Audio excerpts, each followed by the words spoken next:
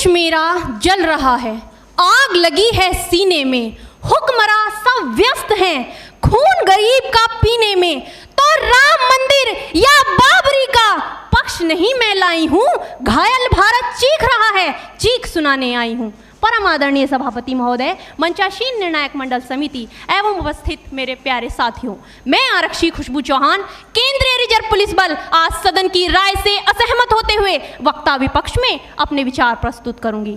महोदय, दर्द हद से तब गुजरने लगता है जब मेरी आंखों के सामने ताज, पुलवामा, छत्तीसगढ़ में शहीद हुए जवानों के शत विशत अधजले शरीर के टुकड़े, रेत के टीलों से ऊपर जाती लाशों के ढेर और कश्मीर की खून से सनी लाल रंग की सड़कों के दृश्य सामने आते हैं।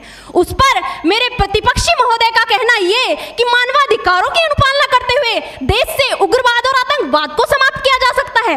महोदय, अब तो हमारा तिरंगा झंडा भी हमसे ये पूछने लगा है कि क्या बात है भारत, आजकल फहराने से ज्यादा मैं कफन में दफनाने के क्यों काम आ रहा हूँ।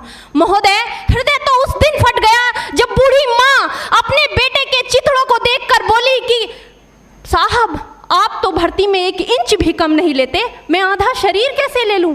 महोदय, आज इन मानवाधिकारों के कारण इन आतंकियों के बंगलों की आकाओं की नाकफनी हंसती है और शहीद हुए हमारे जवानों के आंगन की तुलसी रोती है। जब एक शहीद हुए जवान की विधवा की वेदना चीख चीख कर ये कहती है कि प्यार भी भरपूर गया, मांग का सिंदूर गया, नन्हे नौनिहालों की लंगोटियां चली गई, छोटी छोटी बेटियों की चोटियां चली गई और आपके लिए तो एक आदमी मरा है साहब, मेरे घर की तो रोटियां ही चली गई। महोदय, किसी भी युद्ध को जीतने के लिए पहल करना सबसे ज्यादा आवश्यक है, क्योंकि इतिहास गवाह है कि पहल करके बड़े बड़े युद्धों के परिणाम बदल दिए गए हैं। परंतु आज मानवाधिकारों के कारण हमारे देश के जवान इस कदर बंधे हुए हैं कि अपनी ड्यूटी पर खड़े होकर भी वो आज पहल करने से डरते हैं, क्योंकि महोदय, भविष्य में उन्हें कटघरे में खड़े होने का डर सता रहा होता है। वो ये जानते हैं कि चाहे एक उग्रवादी की राइफल से निकलने वाली गोली को ये तय करना पड़े या ना पड़े कि वो किसे लगेगी, लेकिन हमारी राइफल से निकलने वाली हर गोली को ये निर्णय लेना पड़ता है कि चाहे वो किसी निर्दोष को लगे, दोषी को लगे या ना लगे, परंतु किसी निर्दोष को नहीं लगनी चाहिए। यदि ऐसा हुआ तो ना तो ये समाज हमें छोड़ेगा, ना ही तिल का ताड़ बनाने वाली ये मीडिया हमें छोड़ेगी। और महोदय, मानवाधिकार के तले किसी जवान को दबाकर युद्ध के मैदान में छोड़ देना कोई वीरता नहीं, एक आत्महत्या है।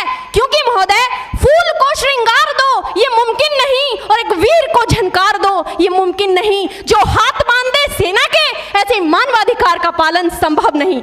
महोदय, आज सत्यनिष्ठा के मार्ग पर चलते हुए भी हमारे देश का जवान इन आतंकवादियों, इन पत्थरबाजों से डरता है, क्योंकि वो जानता है कि उसकी राइफल से निकलने वाली गोली अगर टारगेट को हिट नहीं भी करेगी तो भी 400 मीटर तक जाएगी, और यदि इस बीच वो किसी निर्दोष को लग गई तो महोदय, हमें अपनी नौकरी से हाथ तक धोना पड़ सकता है। और महोदय, अपनी नौकरी को बचाने की खातिर एक जवान आज ये सोचता है कि चाहे सांप मरे या ना मरे, परंतु लाठी नहीं टूटनी चाहिए, क्योंकि आज हमारे देश के हालात कुछ ऐसे हो गए हैं कि चिरागों को हवाओं में उछाला जा रहा है, हवाओं पर भी रोब डाला जा रहा है। अरे हम ही तो बुनियाद है आंतरिक सुरक्षा की, और आज हमें ही नौकरी से निकाला जा रहा है। महोदय, जब पुलवामा में 44 जवान शहीद हुए, छत्तीसगढ़ में 76 जवान शहीद हुए, तो कोई भी मानवाधिकार की दुहाई देने वाला हमारे पक्ष में आकर खड़ा नहीं हुआ।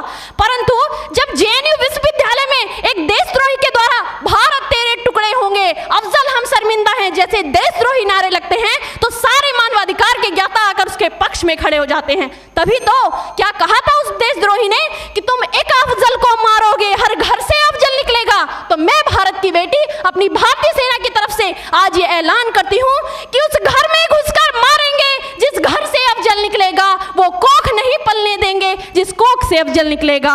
उठो देश के वीर जवानों, तुम सिंह बनकर दहाड़ दो और एक तिरंगा झंडा उस कन्हैया के सीने में गाड़ दो।